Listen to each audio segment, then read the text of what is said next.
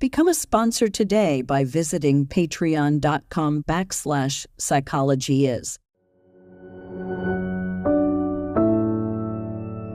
Welcome and thank you so much for tuning into the Psychology Is podcast. This is our 59th episode. I'm your host, Nick Fortino, and today I have with me Dr. Patricio Hahn, who is a science writer and author of many books and expert in biology. And I'll let you elaborate on your background, but I'll just say for the audience that you have a great website, patrickhahn.net. We'll make sure we provide links. And books you've written most recently include The Day Science Died and Prescription for Sorrow, Antidepressant, Suicide, and Violence, Madness and Genetic Determinism, and then, of course, Obedience Pills, ADHD and the Medicalization of Childhood. This is the one of yours that I've read, and I think very highly of it. And many of our subscribers, our audience members, have been following this podcast for a while. And so you're aware that I've spoken to many experts who have valid criticisms of psychiatry and modern day paradigms around various behaviors and emotional patterns and thought patterns. So, the audience knows that I've been reading many books on this topic, but yours really is outstanding. I think you did a great job, so congratulations with that. And can you just elaborate, introduce yourself a little bit more, tell us about your educational background, your professional activities, and what led you to want to, what drew your interest in this topic? Well, my background is not in medicine or psychiatry or psychology. I am a university teacher by profession. I have spent my entire career working to make scientific knowledge available to all. And I view my work as an author as an extension of that. I've never claimed my degree gives me any authority in these matters, but it has given me a perspective, which I believe is undervalued. My background is in evolutionary biology. And two things have long been obvious to me. One is that our bodies evolved to function, and to function very well. They did not evolve to malfunction. And the second is that our bodies evolved to function for a time, and then to die and get the hell out of the way of the next generation.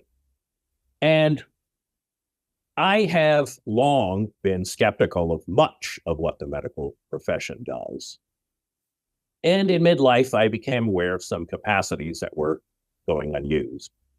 And at the preposterously advanced age of 51, I enrolled in the science writing program at the Johns Hopkins University.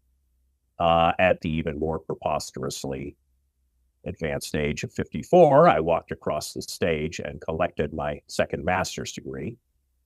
And I published 4 books in 4 years.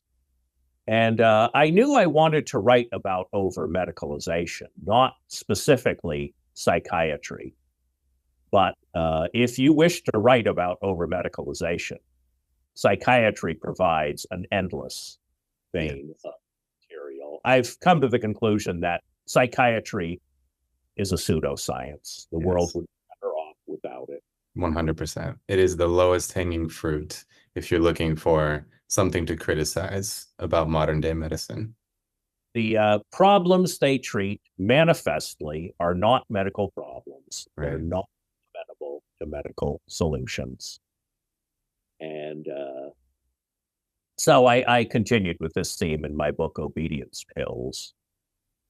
The doctors who purport to treat this condition have never been able to agree on very much about this condition, starting with what to call it. minimal brain dysfunction, hyperkinetic reaction of childhood, minimal brain damage, and attention deficit disorder, and a whole slew of other names, and most recently, attention deficit hyperactivity disorder. That category has been around only since 1980, since the DSM-3 kicked off the era of biological psychiatry. But there are clinical accounts of children who today are said to have suffered from this disorder, going back well over a century. And the first such account was published by George Still all the way back in 1903. Still was the founding father of pediatric medicine, by the way. And his account described 20 children, 15 boys and 5 girls, whom he said were suffering from a lack of moral control. And in reading Dr. Still's account, one thing is for certain. This was a bunch of seriously messed up kids who lied, stole, spat on people, destroyed property, viciously touched other children sexually, viciously attacked other children and even adults, tortured animals, set fires, so on and so forth. Another thing that is obvious is that these seriously disturbed children came from seriously disturbed families, rife with tales of illness, alcoholism, abuse, abandonment. In one of these families, the child's father had murdered his mother. And Dr. Still gave no consideration to the possibility that these children's problems might stem from their disordered upbringing. Rather, he took the family problems as proof that these children came from inferior genetic stock. And eugenics. Yeah, the use of stimulant drugs to treat this ill-defined syndrome goes all the way back to the 1930s. A fellow named Charles Bradley. He worked at the Bradley Home for Children in Rhode Island. For the record, the Bradley Home was founded by a cousin of Charles Bradley, who named it after his own daughter, who died of encephalitis at the age of 27. But anyway, Dr. Bradley was interested in a technique called pneumoencephalography. And that's when they withdraw a quantity of cerebrospinal fluid from the spinal canal and replace it with air. So to make a better contrast for showing up on x-rays. And so the child would be strapped down in this rotating chair. And after enduring a painful lumbar puncture, the chair would be rotated in various directions in a specified sequence, so the air bubble could displace the cerebrospinal fluid in the brain. And big surprise, this procedure caused dizziness, vertigo, nausea, severe headaches. It could take weeks for the normal amount of cerebrospinal fluid to regenerate. And Dr. Bradley became concerned about the misery that this procedure was inflicting upon his young charges. Not concerned enough to stop doing it, but concerned nonetheless. And the drug amphetamine had come onto the market just 5 years before. And so he tested this drug on the children. And he found that it did nothing for their headaches. But what it did do, and this is, of course, a well-known effect of amphetamine, it blunts their affect, increases children's ability to concentrate on, and adults, anyone's ability to concentrate on boring tasks. In short, it creates the kind of changes in children which an exhausted parent or a harried school teacher would likely regard as improvements. Mhm. And what about Dr. Bradley's studies of the brains of these children that caused so much misery to his young charges? They yielded no findings that were of any use to science whatsoever. Thank you for that. And many people listening probably are aware of the historical context. The 1930s was when frontal lobotomies were happening and asylums were decrepit, disgusting places that would turn anybody psychotic if they had to stay there. And there was still, beliefs in trephination and near drowning therapy and extended bath therapy and organ removal and just all of the most horrific, torturous, inhumane, so-called treatments you could imagine.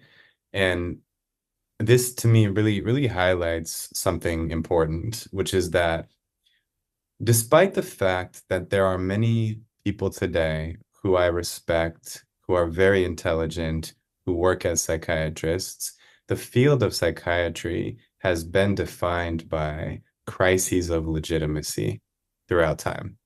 It has always been an outcast in the field of medicine.